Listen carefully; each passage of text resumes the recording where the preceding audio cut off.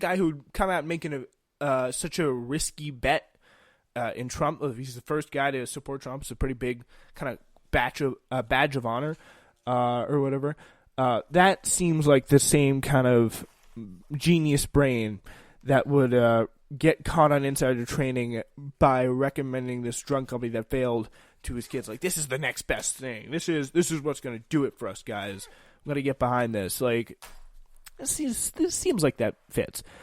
Anyway, so interesting stuff going on in Facebook right now. Speaking with employees in a staff meeting in July, Facebook founder and CEO Mark Zuckerberg held forth on a number of issues facing him, the social media giant. He steered to global dominance over the past decade and a half. Among those issues, according to the audio meetings obtained by The Verge, is the possibility of an Elizabeth Warren presidency and what it would mean for a company she's publicly criticized and even threatened to break up. According to Zuckerberg, one of the richest, most powerful men in the history of the life on planet Earth, literally has the power to pretty much control what a large portion of the population see and what they think, because, I mean, Facebook, as we all know, the only website that boomer Republicans know how to use, so along with, like, how to order their catheters or whatever, I don't even know.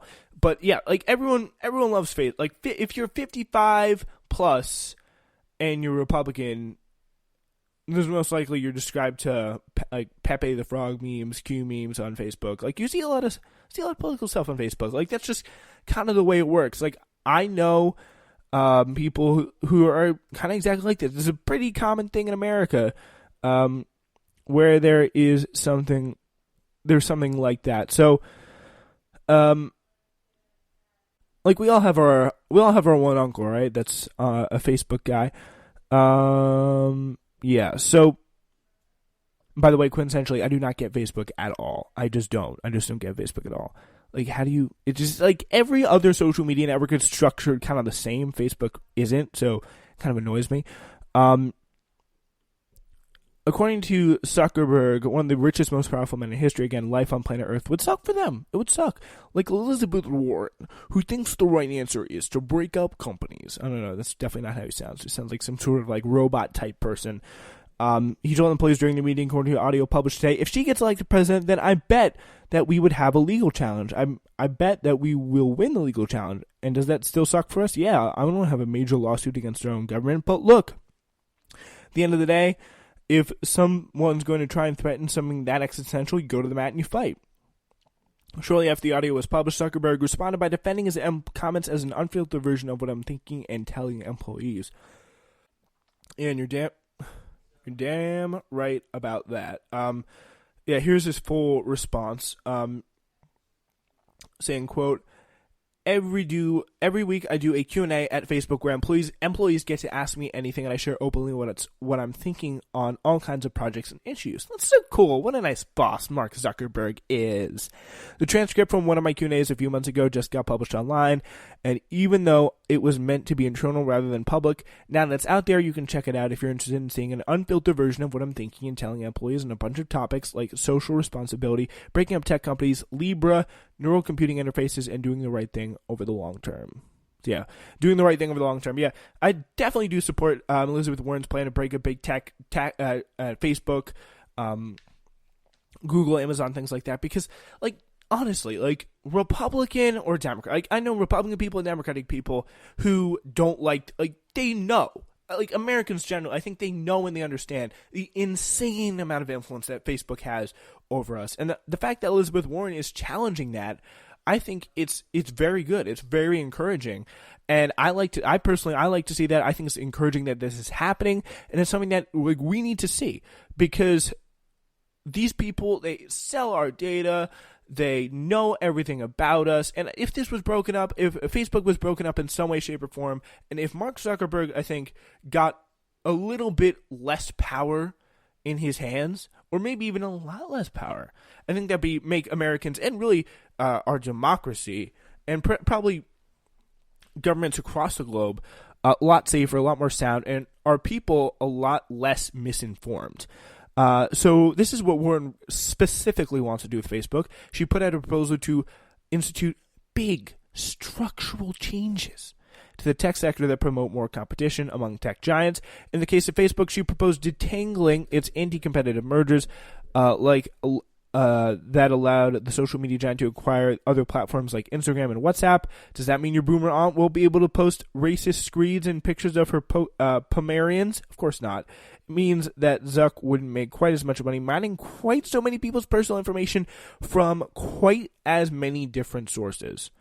Like, that's pretty much the extent of it. So you wouldn't be able to sign up with Facebook on as many things. So random apps can't be able to sell your information, sell your data. Like, getting Facebook under control would be really nice. And personally, I think that Elizabeth Warren plan doesn't really go far enough.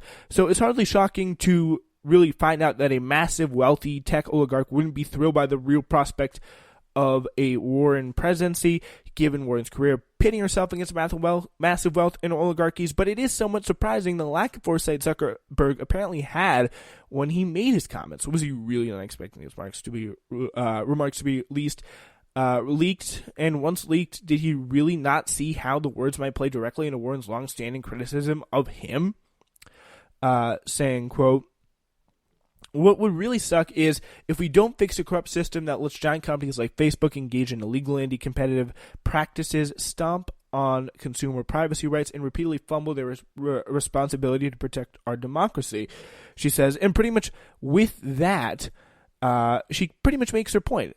And really probably should send a nice edible arrangement to Zuckerberg's office as a thank you for helping her make her exact point, that these people are too big, they're too powerful, and they're threatened in some way by this campaign. It's not like it's a massive change. It's not like you're going to shut it down with Facebook. But it's certainly not something that they're a fan of. So, something you like to see. All right. Now to some more good news. A guilty verdict in the Botham Jean case. Amber Geiger was found guilty for murder of Botham Jean, who was killed by Geiger and a Dallas police officer at the time when she entered his apartment and shot him dead. There were neighbors, and Geiger claimed she thought she had gone into her own apartment, that Jean was an intruder. Like, how stupid do you have to be to go into someone else's complete apartment? Like, how did she get in the first place? Was the door open? I don't even know. No verdict balances the scales of obviously what Jean's family Botham Jean. Jean's family have suffered and lost, but this semblance of justice is both rare and necessary. It took not only a skilled team of organizers and activists, but a world-class legal team and a committed district attorney, a fair judge, and a racially diverse jury to get what so few families impacted by such violence ever do: get some sort of semblance of justice. While activists and organizers are exhausted by the sheer volume of carnage and subsequent denials of justice left in the wake of America's police brutality crisis, it does not hit the same way for a family. They do not see their son or daughter, mother or father, their significant other as yet another hashtag or viral trending topic. They do not see them as a news story or a viral video. While our first introduction to Tamir Rice or Philando Castile or John Crawford was their last one alive, families have thousands of micro memories to recall instead. And that's such a great point there made by Sean King, of course, the activist who has done so much to help families impacted by police violence. Each family seeks justice with a desperate zeal, as if thousands of families before them were not denied the very same thing. They are not deterred by the stark reality and push forward with a singular obsessed focus to hold someone responsible for their pain, loss, and trauma they caused. Such is the case in the family of Botham Jean, who was unarmed, nonviolent, and sitting on his couch eating ice cream when he was shot and killed in his own home by Amber Geiger. And such is the case for the family of Anthony Hill, also unarmed and nonviolent, when he was shot and killed in DeKalb County in Georgia by police officer Robert Olson, after the neighbors called 911 to get Hill medical assistance for what appeared to be a mental health emergency. Hill, a young veteran of the war in Afghanistan, was completely nude and wandering aimlessly through his apartment complex. So, yeah, and he shot him. Dead. Like, so threatening. Like, this guy, he's mentally disabled, and the fact that, like, that's the response. Like, this problem, it doesn't go away. And it's not necessarily even, although a lot of times it is, more often than not it is, but it's a racial problem, but it really is a way of a mindset of police and the way they go about using force, the way force is accessible to them. And I think that's something that will become a big issue over time, if not already, and something that we definitely need to take a close look on. All right.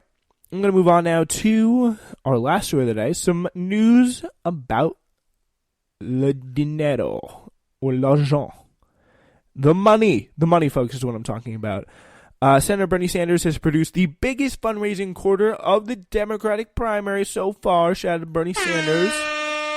Taken in $25.3 million over the last 3 months. Now, the questions looming over the donor race are whether Senator Elizabeth Warren will surpass him and whether former Vice President Joe Biden will trail far behind. Sanders' third quarter haul is the latest demonstration of his rising power of small donors to reshape presidential politics. Let's get you some of the details on this haul. It's really kind of emblematic. 1.4 million donors, I believe. Tim Tagaris is a Bernie Sanders aide. He was tweeting stuff out about this earlier today. I do want to get that for you. It's a really big deal. I think not just the fact that he raised all this money, but who he got it from and how really committed they are to him. And apparently it was just around the same that he got the last cycle, which means all these people are still coming back to him. They're still supporting him, and even though there are many other different candidates in the race, which kind of further obliterates the myth that Elizabeth Warren and Bernie Sanders are really kind of drawing from the same base. So here's what he says.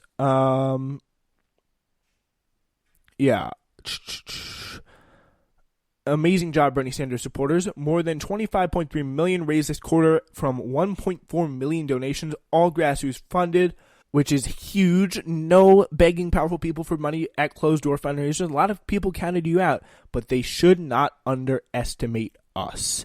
So, pretty powerful words there. So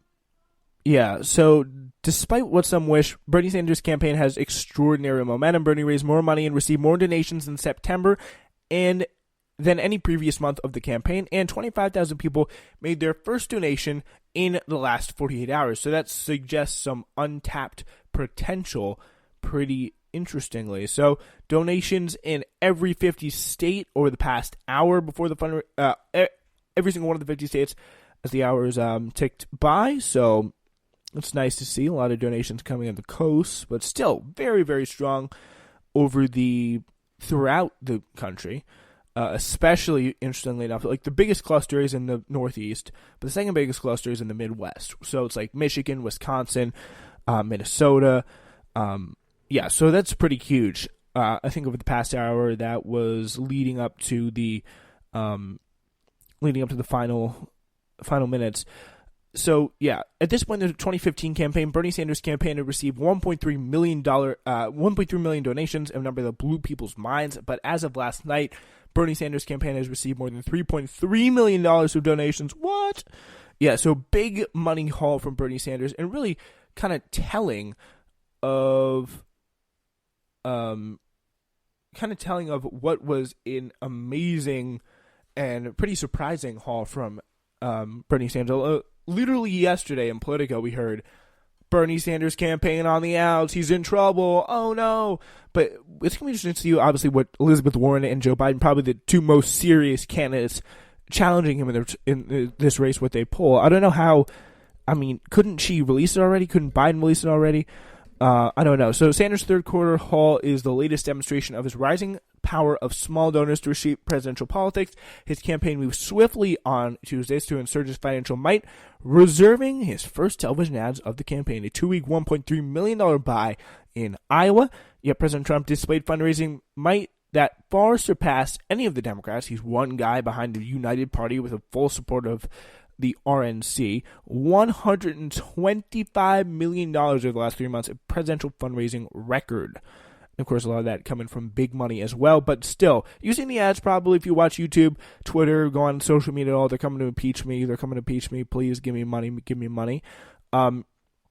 Biden and Warren have yet to share their much-anticipated totals, but Warren's figure is prompting much speculation. She's expected to widely improve upon the $19 million that she raised last quarter, as she has surged in polls, becoming Biden's leading rival at this point, give or take a few. But, I mean, again, the thing is, why